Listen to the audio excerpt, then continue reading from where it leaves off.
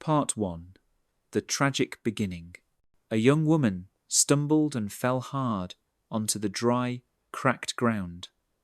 Lila Monroe, 22 years old, once known as the Rose of the Prairie, now had nothing left but fear in her eyes. Frank Doyle, her stepfather, the man who once pretended to be kind, was now nothing more than a drunken monster crushed by debt. Under the blazing noon sun, he dragged Lila out in front of his creditors. "Serve them," he growled. "No, I will not do it." Lila trembled, her voice shaking. Laughter erupted around them. Frank smashed a bottle and slapped her so hard she fell to the ground. "You dare defy me," he shouted, pulling her across the dirt and shoving her into the scorching sunlight. "Please, stop!" she choked, her tears mixing with sweat. Her refusal drove Frank mad. As the mocking laughter continued, he hurled the broken bottle aside, struck Lila again, and kicked her in the ribs. The men around them laughed dryly as he dragged her out into the sun, her dress torn, her face bruised. "You dare defy me? Please, stop." But Frank's eyes now burned with the fury of a demon. If you believe justice will come for Lila, hit like and subscribe, because what happens next will take your breath away. Part 2. Thrown into the abyss. Frank Doyle had lost his sanity. Drunk and desperate, he hissed through his teeth, "If you will not obey, then let the river teach you to behave." Before Lila could understand what was happening, he lifted her up and threw her straight into the muddy, raging river. The splash sounded like fate being torn apart. She struggled, arms flailing in the churning water, gasping for air as her torn dress wrapped around her like chains. The icy current filled her lungs, and everything began to fade. On the riverbank, the debt collectors laughed while Frank stood there, his face twisted with hatred. In that fleeting moment between life and death, Lila could only think, "Will I die by the hands of the man I once called father?" But suddenly, the thunder of hooves. A man raced down the bank and dove straight into the swirling water. Strong arms reached through the current and pulled her from death's grasp. It was Samuel Carter, a solitary ranch owner who had never imagined he would witness something so horrifying. He laid her on the grass. Lila coughed violently, water pouring from her lips, her face pale and trembling. Samuel looked at her with a mix of shock and compassion. From that moment on, he knew neither of their lives would ever be the same. Part 3. The Saviour. Lila gasped for air, shivering like a leaf in the cold wind. Samuel Carter knelt beside her and lifted her gently with his rough, weathered hands. Without hesitation, he carried her onto his horse, draped his coat over her shoulders, and rode hard toward home. With every push of his horse, he whispered under his breath, "Do not die, please, do not die, little one." The wooden cabin appeared amid the vast fields. Samuel laid Lila beside the fireplace, kindled a flame, and warmth slowly filled the room. He handed her an old shirt. "You need this more than I do." Lila nodded weakly, curling up, her eyes still glistening with tears. Why did you save me?" "Because no one deserves to be thrown into a river like a piece of trash." The flickering fire revealed the bruises on her skin. Between sobs, Lila told him about years of abuse, about her mother, about the fear she had never dared to speak of. Samuel took her hand, his voice steady and deep. "No one deserves to be treated that way, Lila. No one." She burst into tears, and for the first time, she felt alive again. Part 4. The Truth Revealed. Dawn spread a pale golden light across the fields. Sunlight slipped through the window and fell upon Lila's thin face. She sat by the window, wrapped in Samuel's old shirt, holding a cup of hot tea.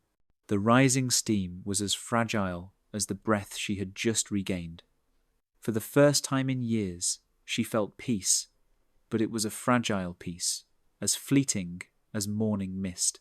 Samuel walked over and placed a warm hand on her shoulder. He gazed toward the fog-covered hills. They sat in silence until the sound of approaching hooves broke the stillness. The noise made Leela's heart tighten. She set down her cup, her face pale. A familiar figure appeared, Frank Doyle. He rode a thin, tired horse, his posture arrogant, his eyes full of hatred. Stopping in front of the house, he yelled, "Where's the girl?" Lila froze, clutching her shirt. Samuel stepped onto the porch, his voice low and firm. "She does not belong to you anymore." "Zere." Frank laughed, a harsh, bitter sound. "Not belong to me? You think you can steal her away, old man?" From inside the house, Lila's voice trembled but steady. "No one belongs to anyone. I am not afraid of you anymore." Samuel's eyes hardened. "Leave before you do something you will regret." Frank spat on the ground, cursed, then pulled his reins and rode off. Dust rose behind him, like the tail of an approaching storm. Samuel sighed. He will come back. And he will not come alone. Oh, Reet. Lila gripped her sleeve tightly, worry in her voice. "What are we going to do?"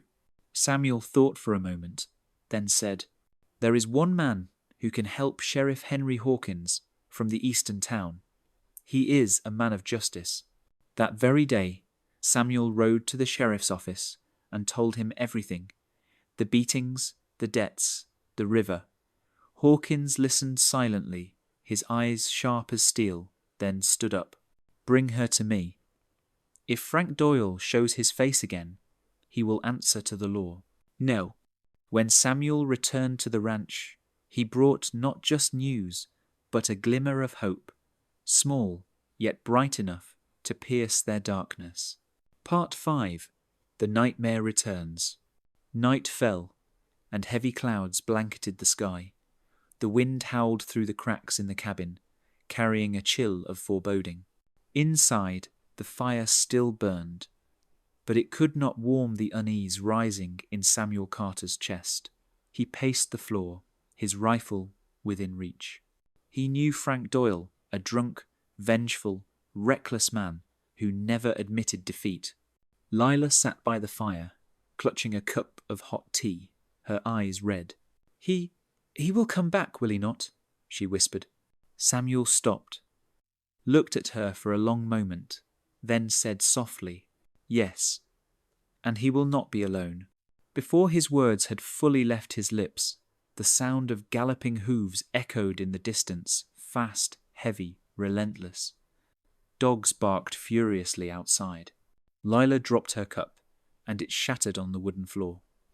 Samuel motioned for her to stay back and grabbed his gun. He opened the door. Torches flickered in the darkness. A group of men stood in the yard, at least 10 of them. Leading them was Frank Doyle, his face twisted with rage and liquor. Beside him was a tall man with a long scar across his cheek, Clay Benson, the region's most brutal debt collector. Frank pointed at the cabin and roared, "Bring her out, Carter. She belongs to me." Samuel's voice thundered back, "No one belongs to anyone. Take one more step, and you will regret it." Clay smirked, drawing a gleaming knife. "You really think you can fight us all, old man?" Without a word, Samuel fired a warning shot into the air. The blast echoed through the night, scattering birds and panicking the horses. But instead of retreating, the thugs charged forward like wild beasts. Samuel swung his rifle and knocked one down, but 2 others rushed him. Inside, Lila screamed as the back door burst open. 2 men stormed in and grabbed her. She kicked and scratched, but a slap sent her sprawling. Samuel tried to reach her, but 3 men pinned him down, beating him until blood trickled down his forehead. Frank approached, his mouth twisted into a cruel smile. "You should have known your place, Carter. You saved her now. You die with her." Lila sobbed. Please stop. Do not hurt him. Lo. She crawled forward, but Clay yanked her hair back, snarling. You still have not learned your lesson, have you? Frank raised his boots to crush Samuel's chest when suddenly the thunder of new hooves filled the air, strong and commanding. A powerful voice rang out. This is Sheriff Hawkins. Drop your weapons now. Torches blazed at the end of the trail as a group of riders appeared, guns drawn. The thugs froze. Frank spun around, his face lit by firelight, pale with terror. In an instant, the balance of power shifted. Part 6. The Standoff in the Night. The world went silent. Only the wind and the ragged breathing of frightened men remained. The torchlight shone across the hard face of Sheriff Henry Hawkins. Sitting tall on his horse, his steely gaze swept over the crowd. His voice cut through the night, calm but absolute. Drop your weapons, now. The gang hesitated. A deputy fired a warning shot skyward. The loud crack tore through the darkness, sending the horses into a frenzy and scattering the nightbirds. Fear rippled through the group. Knives and guns clattered to the ground one by one. Frank Doyle stood frozen, his face drained of colour. For the first time, the man who had caused so much terror was trembling. Hawkins gave a quick nod. Tie them up. Rough ropes bit into wrists as deputies subdued each man. Clay Benson resisted, but 2 deputies tackled him to the ground. Hawkins himself approached Frank, his eyes cold and sharp as a blade. Frank Doyle, he said in a voice like ice, you are under arrest for assault, kidnapping, and attempted murder. There will be no excuses. Frank thrashed and shouted, you have no right to arrest me. That girl... Enough, Hawkins interrupted, nudging his horse forward. A deputy gagged Frank and dragged him away into the night. As the sound of chains faded, silence returned. Samuel lay on the ground, blood seeping from his temple. Lila rushed to him, tears streaming down her face. Are you all right? She cried. Samuel struggled to sit up, giving her a faint smile. I am fine. It is over now, Lila. She broke down, hugging him tightly. Her sobs mixed with the night wind, but this time they were not cries of fear. They were tears of freedom. Sheriff Hawkins looked down at them, his tone softening. You two have suffered enough.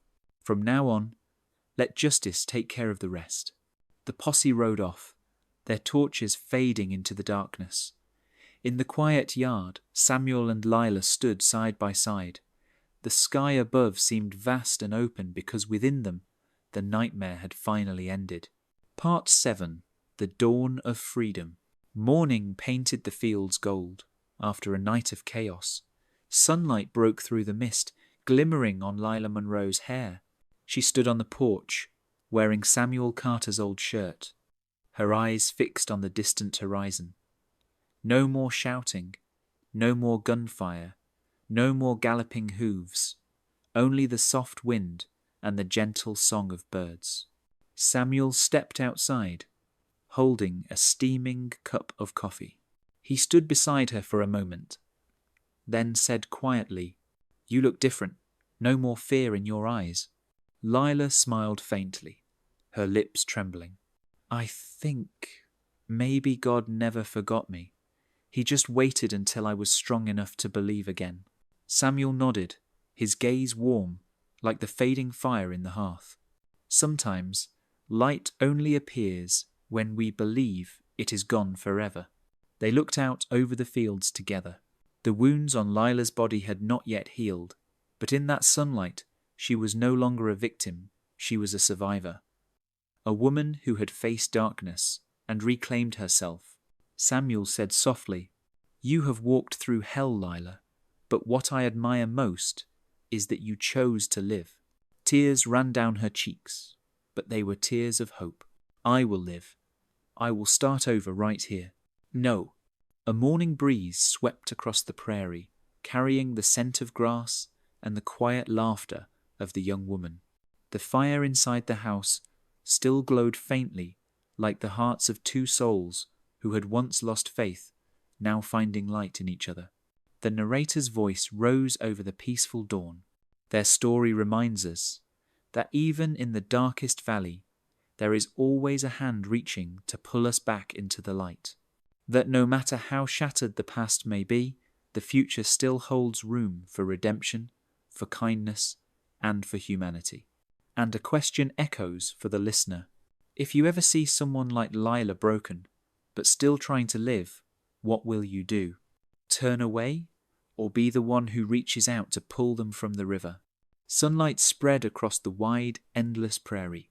A painful chapter closed, and the dawn of freedom truly began. If this story moved you, please like, share, and follow to hear the next one.